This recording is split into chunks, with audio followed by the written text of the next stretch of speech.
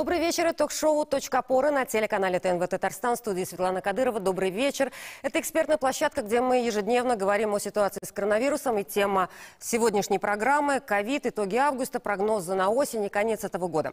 Итак, незаконченный спад летнего подъема, плавно переходящий в осенний подъем. Наверное, так обрисует ситуацию эпидемиолог. Если вы ничего не поняли, в общем-то, не переживайте. Сегодня очень сложно что-то понять и прогнозировать, но, несмотря на это, мы сегодня это попытаемся сделать с нашими гостями. Что же нас ждет к концу года?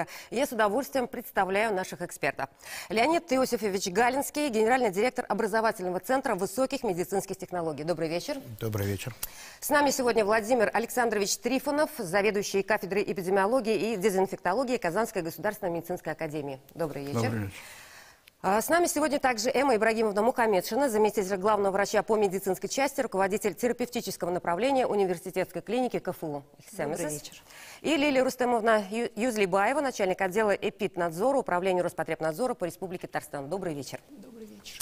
Также с нами сегодня по скайпу Павел Геннадьевич Егоров, заведующий отделением реанимации городской больницы номер 5 Набережные Челны. Добрый день. Добрый день. И Глеб Викторович Алексеев, главный врач Бавлинской центральной районной больницы. Здравствуйте. Здравствуйте. Я напоминаю нашим зрителям, что мы работаем в прямом эфире. Телефон нашей студии 554-56-10, код Казани 843. Можно дозвониться до студии и задать свой вопрос нашим экспертам. Прямо сейчас нас можно смотреть в прямом эфире на YouTube и в группе ТНВ ВКонтакте. Ну, а для начала давайте поймем, что сейчас у нас на дворе. Третья волна, или она давно уже прошла? Я не знаю, мне кажется, все-таки начнем дать с Роспотребнадзора, с управления. Что сейчас у нас? Вот, если сказать, с начала пандемии, с 2020 года, зарегистрировано всего 25 856 случаев, или 644 на 100 тысяч населения. И за весь этот период мы понимаем, что мы регистрируем только с марта месяца заболеваемость. Были некоторые действительно подъемы заболеваемости. Это первый подъем, это был июль-май месяц 2020 года. Далее был более серьезный подъем, это уже был декабрь 2020 года, январь 2021 года. И в этом году был некоторый подъем в июне месяце, то есть с конца июня, начала июля. А сейчас уже идет некоторая стабилизация заболеваемости. Но тут я не могу сказать, что все-таки идет сезон. Мы вступаем в сезонный подъем заболеваемости. Во-первых, организуются новые коллективы, это и учеба, это и студенты, школы. И все люди вернулись с отпусков, и в связи с этим, конечно, я не думаю, что мы будем миновать следующего очередного сезонного подъема заболеваемости ковидом в том числе. Хорошо. Леонид Иосифович, вы как считаете, что у нас? Третья волна, плавно переходящая в четвертую, очередной подъем? Что сейчас, на ваш взгляд? Я считаю, что вот это деление на волны, оно не совсем имеет смысл. Некорректно. Как говорится, на лечение это никак не сказывается. И даже вот коллега уважаемая, когда перечисляла, можно посчитать как 4 волны перечисленные подъемы, можно посчитать как 3. С точки зрения вот непосредственно самой проблемы, это не имеет значения. Сейчас эпидемия есть, и ситуация достаточно сложная. Я оцениваю это так, без количественных показателей волн. Хорошо. Что можно сказать, Владимир Александрович? Я тоже считаю, что поскольку традиционно у коронавирусов время подъема начинается где-то в сентябре, продолжается там до января-февраля, то обычное сезонное повышение заболеваемости, да. Лера Рустемовна правильно сказала, чем это вызвано, назвала эти причины. Наша задача заключается в том, чтобы этот подъем прошел на максимально низких уровнях, поскольку средства борьбы у нас есть, и мы обязаны снизить заболеваемость до приемлемого уровня.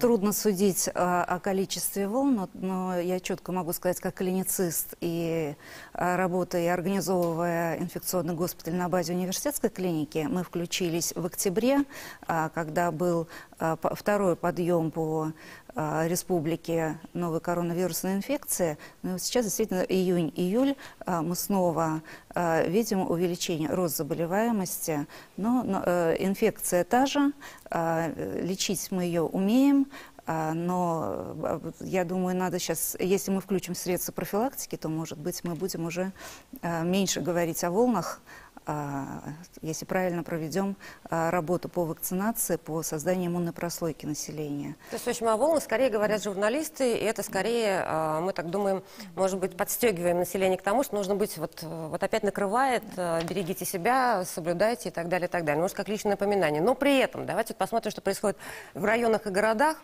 Глеб Викторович, хочу слово сразу дать вам. Накрывает. Какая у вас там волна? Вот, Глеб Викторович, что у вас происходит сейчас? Знаете, значит, я могу сказать так. У нас в июне-июле находилось на стационарном лечении по 10 человек. В настоящее время, в понедельник, у нас находилось уже 50 человек. Мы можем расширяться, не готовы. Просто сейчас расширить. Так, пропадает. Было 10 в июне примерно, июнь-июль, да, по 10 в стационаре. Да. Сейчас примерно 50. 50 человек. Подъем пошел с августа. Подъем пошел с августа. Сейчас, Павел Викторович, пожалуйста, что у вас происходит на данный момент? Как у вас ситуация? На данный момент ощущается заболеваемость. Наша больница с 30-40 коек открылась на 380 коек. Вот.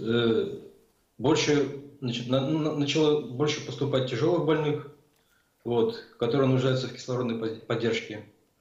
Вот. Да, я думаю, что это все-таки третья волна. То есть вот то, что у нас говорят Бавлы, то, что у нас говорят Челны.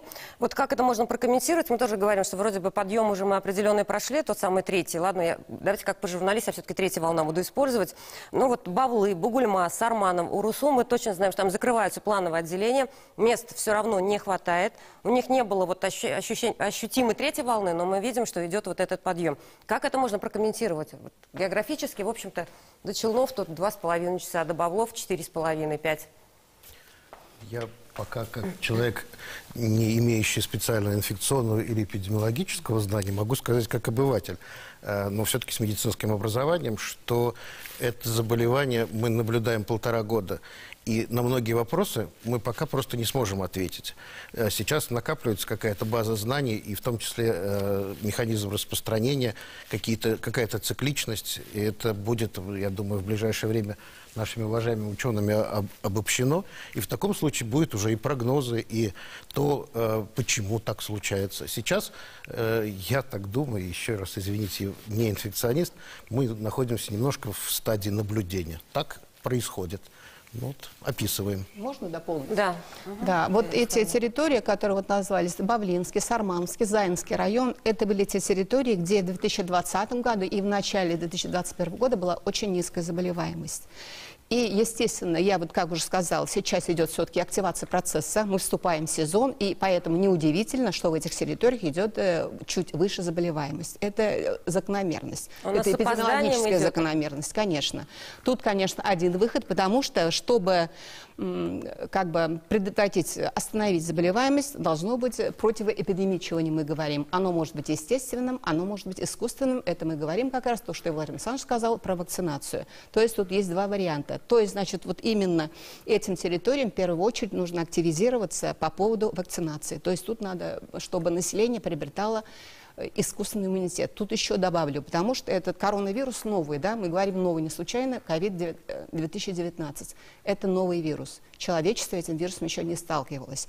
И вот даже вот эта пандемия, она будет продолжаться до тех пор, пока все население, как или симптомно, или бессимптомно, не встретится с этим вирусом. Вот именно вот из территории, которую назвали, идет та ситуация.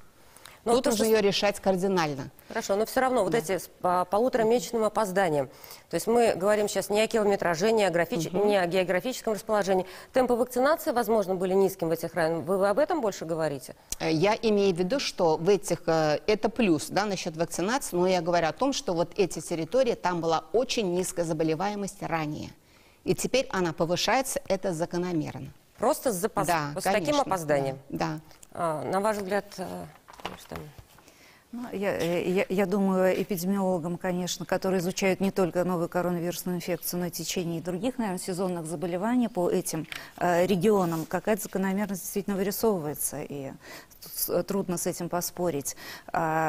Чисто как обыватель, может быть, здесь имеет значение только, конечно, что если центр республики, Казань, населенный город, лето, туризм, большой поток населения, миграция нашего населения, которые отдыхали и за рубежом, и в других городах, конечно, тоже, наверное, повлияло. И то, что мы сейчас ожидаем осенью, с началом учебного года, с сезонности роста, ну, как бы это такие истины, которые тоже нельзя сбрасывать со счетов. Глеб Викторович, а вы с чем связываете такое запоздание?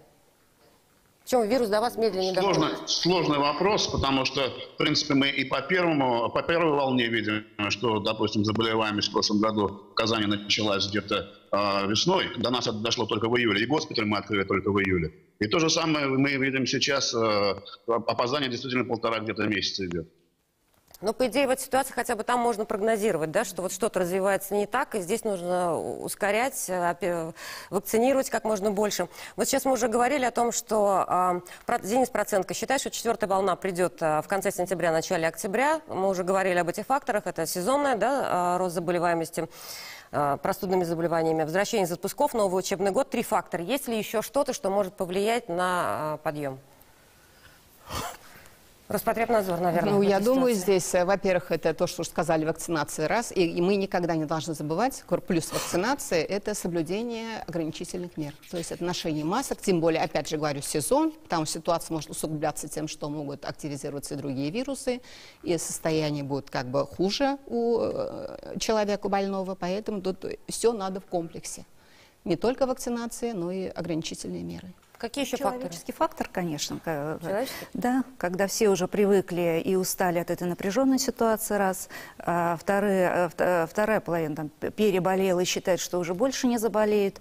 Третьи вакцинировались и расслабляются. К сожалению, мы получаем пациентов, которые еще не закончили курс вакцинации, а уже заболели, потому что не соблюдают правил по эпид-ограничениям, по соблюдению гигиены, ношению масок. Это банально, но это работает. Мы можем ждать подъема именно в детских, в образовательных учреждениях, потому что мы понимаем, что там дельта, да, что он гораздо сложное течение, больше заболевают молодых, детей. Мы видим, что происходит в ковид-госпиталях с детьми. Может ли на подъем повлиять, вот, на ваш взгляд, именно сбор, коллективные сборы в школах? Я думаю, что, безусловно, может, потому что, когда идет организация новых коллективов, в ближайшие, скажем, 2 недели после того, как коллектив образовался, значит, ученики пришли в класс или в другой организованный коллектив, идет обмен микрофлорой, обмен вирусной флорой, и через это время, ну, при ковиде, там 14 дней максимальная инкубация, значит, примерно в это время может наступить подъем. Вот за счет интенсивного обмена этой вирусной флоры. Ну и, конечно же, из-за несоблюдения, скажем, масочного режима, режима личной гигиены, ее надо соблюдать очень тщательно, поскольку все-таки он достаточно устойчив во внешней среде, безусловно, может. Кроме того, мне кажется, надо прояснить ситуацию в том плане, что не в целом заболеваемость, а какие возрастные группы, какие возраста, какие социально-профессиональные контингенты страдают в первую очередь. Были ли множественные очаги, так? И в зависимости от этого, конечно, можно принимать уже меры. Вот. Но то, что иммунитет имеет значение, это безусловно. Вот по этому закону, который я сейчас описал, практически все воздушно-капельные инфекции распространяются. Заносится менингококковая инфекция в коллектив точно так же, стрептококки, стафилококки, вирусный гепатит А, скажем, так, они развиваются примерно вот по таким же законам. Кроме того, если на территории сначала была, значит, низкая заболеваемость, так, то, естественно, ожидать, что иммунной прослойки нет, и дальше будет подъем. Поэтому надо быть настороже не только когда заболеваемость высокая, а когда она и низкая тоже. Потому что течение, мы понимаем, что все развивается по своим законам и закономерностям. Да, то есть быть готовым к этому. Мы сейчас прервемся на рекламу, буквально минуту, потом продолжим, не переключайтесь.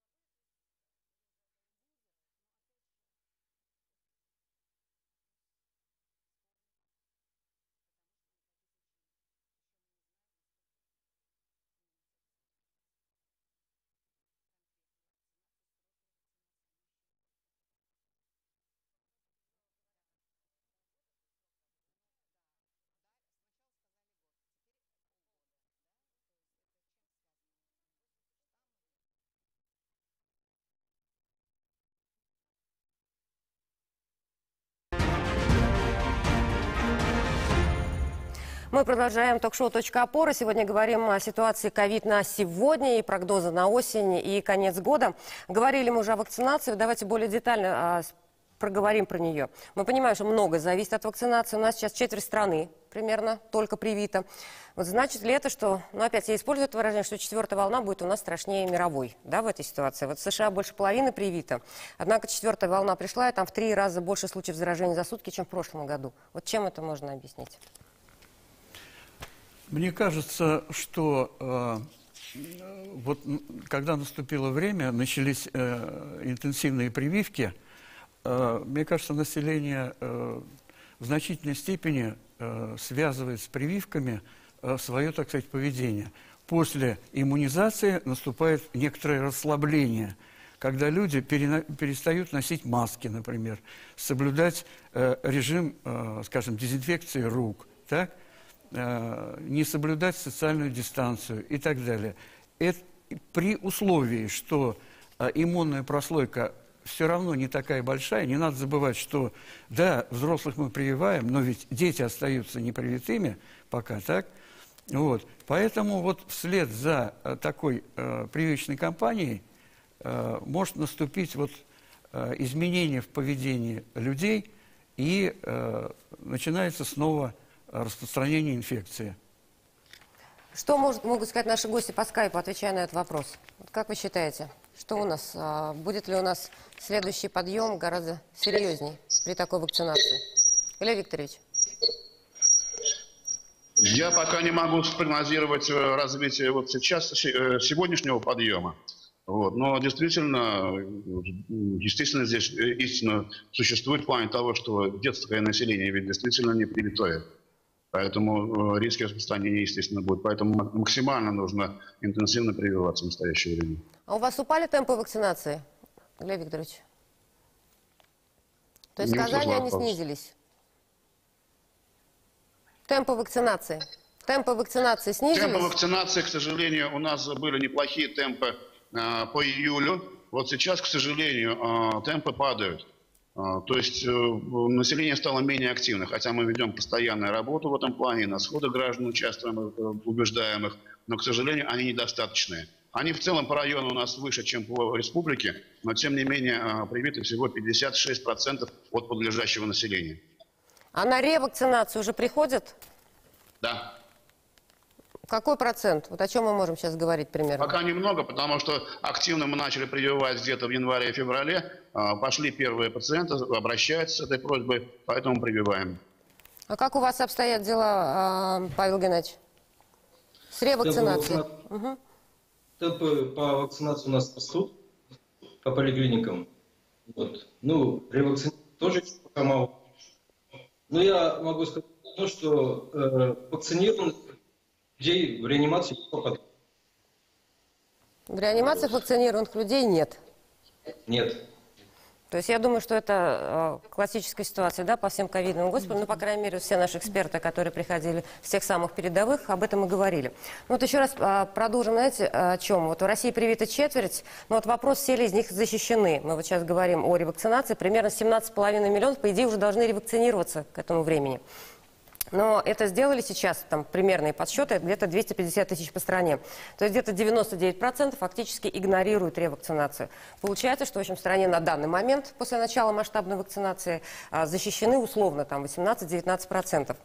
Вот, то есть у нас получается, что доля фактически защищенного населения сегодня не растет, Даже падает. а даже падает. Да, вот как мы вот это прокомментируем? Ну, я думаю, что есть определенная усталость у населения от этого всего. Есть определенное как бы неверие. Есть большое количество информации. У нас есть информационное отравление. Если обратить внимание на тот поток, который идет по интернету, где довольно много, довольно ярко, с участием медийных лиц, идет прямо противоположная реклама. Да? Не надо ничего делать. И когда специалист говорит, приводя аргументы научные, он сталкивается с тем, что он как бы заочно борется вот именно с теми людьми, которые достаточно активны, достаточно талантливы, в общем-то, в своем вот это вот, деле, да, профессионально делают, с использованием мемов, которые очень легко заходят, с использованием вот этих шуточек и так далее. Я не могу себе представить, что наш уважаемый профессор начнет выпускать мемы, да, но вот в итоге получается борьба, что называется, не очень на равных. А тем не менее, на фоне усталости вот это движение начинает, в общем-то, в том числе и вербовать людей с таким успокоением или даже отторжением. У меня очень много знакомых, с которыми я пытаюсь спорить. И я иногда просто говорю, ну, как хотите, вот решайте сами. Вот не могу уже просто... Доказывать, убеждать. Доказывать, убеждать, а у него вот это вот то, он показывает, что дырка в маске больше, чем вирус. Может подумать, что вирус так одиноко летит, там целится в эту дырку там, и так далее. То есть вот совершенно такие, они яркие, образные такие аргументы, но совершеннейшая ерунда, да, то есть, но доказать это настолько сложно. А представить себе, что либо практический врач, которому огромное количество других задач, да, гораздо более важных, или наши представители школ, вот так будут бороться. Не знаю, вот что-то вот нужно, по идее, делать, какой-то там... То есть и сейчас нам необходимо, в общем-то, усилить позиции по ревакцинации, да, по повторной ревакцинации, по повторной вакцинации. Да, позвольте, вот да. Я все-таки хотела бы акцентировать внимание на чем. У нас на сегодня республика привита чуть более 1 миллиона человек, это 36% взрослого населения и 26% от всего населения. В настоящее время мы имеем, то есть мы поступила в республику вакцина где-то чуть более 1,5 миллиона. То есть у нас еще есть в запасе 500 тысяч доз. Вот наша задача главная, первостепенная, я бы не сказала, что ревакцинация, вакцинация. То есть люди должны привиться. Это почему? Это связано с несколькими факторами. Первое, наступает сезон гриппа, как уже мы говорили неоднократно. А вакцинация между гриппами и против гриппа, против ковид, здесь должен быть интервал не менее месяца. Поэтому пока еще мы не имеем вакцину для взрослых, и пока еще поступило и то в небольшом количестве детские вакцины против гриппа, поэтому сейчас самое время привиться против COVID-19, чтобы успеть потом защитить себя от гриппа. Это уже мы очень призываю, уважаемое население, чтобы задумались, чтобы себя защитили, потому что как опасен COVID-19, так и опасен грипп. И вдвойне это будет опасность, это будет наслоение. Но при этом уже в тех людях, которые уже вакцинировались в феврале, в марте, у них же уже полгода истекает. То есть это уже люди фактически... Мы можем их отнести к не имеющим фактически защиты иммунной или нет? Я думаю, что у них средний, промежуточный получается. У них есть небольшая защита, но точно оценить ее мы пока не можем. Ее уровень этой защищенности. Есть антитела, есть же понятие клеточный иммунитет. И если организм человека столкнулся с вирусом или прошел вакцинацию, все равно память иммунная, она остается. И, конечно, сталкиваясь с инфекцией, мы получим более легкое течение этой инфекции. Но это не значит, что нужно расслабиться и больше не вакцинироваться. Они, конечно, эти люди, которые прошли уже через полгода после вакцинации или заболевания, должны вакцинироваться. Я своих пациентов и коллег, и сотрудников университета убеждаю тем, что ковид, к сожалению, опасен, грозен. И пациенты, которые вот сейчас находятся в стационарах, они очень тяжелые. Если занятость реанимации, так скажем, в первые волны, вторые волны была максимальная, да, то сейчас мы вынуждены, и это подтвердят все мои коллеги, разворачивать дополнительные койки реанимационные. И я слышу от пациентов, которые попали уже в ситуацию тяжелого ковида, их, к сожалению, что они не успели привиться. Самый частый ответ, да. Это частый ответ, да. Сейчас подытожим буквально нашу программу. Все-таки сейчас, чтобы не допустить резкого роста или условно вот выйти хотя бы на плато, либо как-то более спокойно пройти этот осенний сезон, буквально коротко, что нам нужно сделать? Вакцинироваться.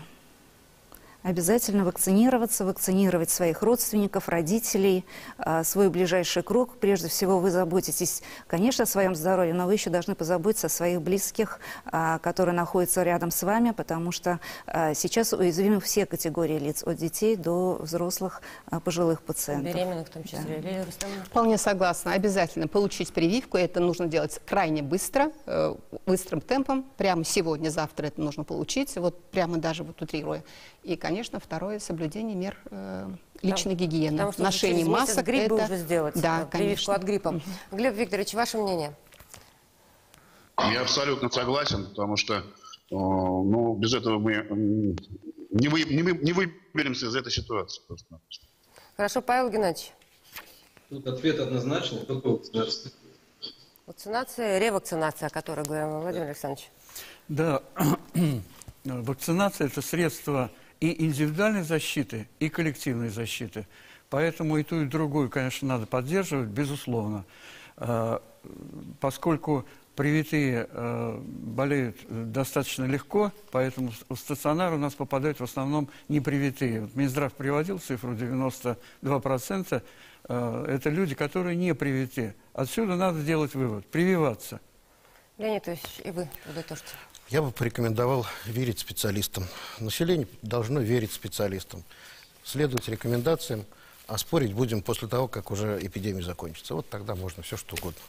Спасибо. Благодарю наших экспертов. Завтра мы встретимся с вами в 20:00. Будем говорить о ковид и гриппе, насколько будет опасен этот микс. И еще раз говорю о том, что эта площадка, точка опоры, единственная, наверное, со 100% коллективным иммунитетом. Всего доброго, до свидания.